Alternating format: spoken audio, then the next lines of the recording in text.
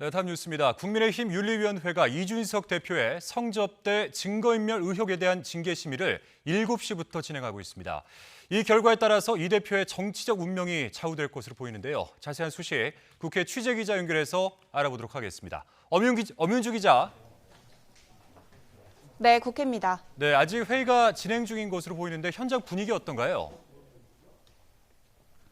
네, 집권 여당 대표의 징계 여부를 심의하는 자리인 만큼 이곳 현장에는 많은 취재진이 모여 있습니다. 현재 이양희 위원장을 비롯해 윤리위원 8명이 모여 이 회의는 3시간 가까이 진행되고 있는데요. 오늘 윤리위에서는 김철근 당대표 정무실장이 참석했습니다. 이준석 대표의 성접대 증거인멸 의혹이 집중 논의되고 있는 건데요. 오후 8시 반쯤 이곳에 도착한 김철근 정무실장은 회의에 들어가기 전 취재진에게 자신은 참고인으로 왔다며 성실하게 답변하겠다는 짤막한 입장을 내놨습니다. 이번 의혹의 쟁점은 진짜 김 정무실장이 회유를 시도했는지 아니면 이 대표가 직접 개입했는지인데 이 대표는 앞서 기자들과 만나 자신이 윤리위 회의에 참석해 사실관계를 소명하겠다는 의사를 전했지만 거절당했다고 말했습니다. 또 윤리위가 끝날 때까지 당 대표실에 남아있겠다고 밝혔는데요. 이 대표의 말 들어보겠습니다. 저는 출석 의사를 밝혔습니다. 그리고 오늘 그 현장에 있을 겁니다. 저는 제 방에도 있을 겁니다. 계속. 네. 공언했던 대로 이 대표는 현재 당 대표실에 머물고 있고 당 대표실 차원에서는 윤리위가 갑작스럽게 이 대표를 부를 경우를 대비해 소명 자료를 준비한 것으로 전해졌습니다. 회의 초반 이 대표 측과 윤리위 간에는 이 회의록을 놓고도 신경전이 벌여졌습니다.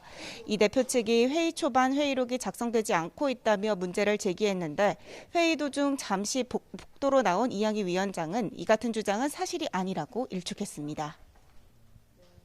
네, 그런데 앞서 이 성접대 당사자로 거론된 측에서 이번 이 윤리위원회를 앞두고 회유와 압박이 있었다 이런 주장도 제기를 했었죠.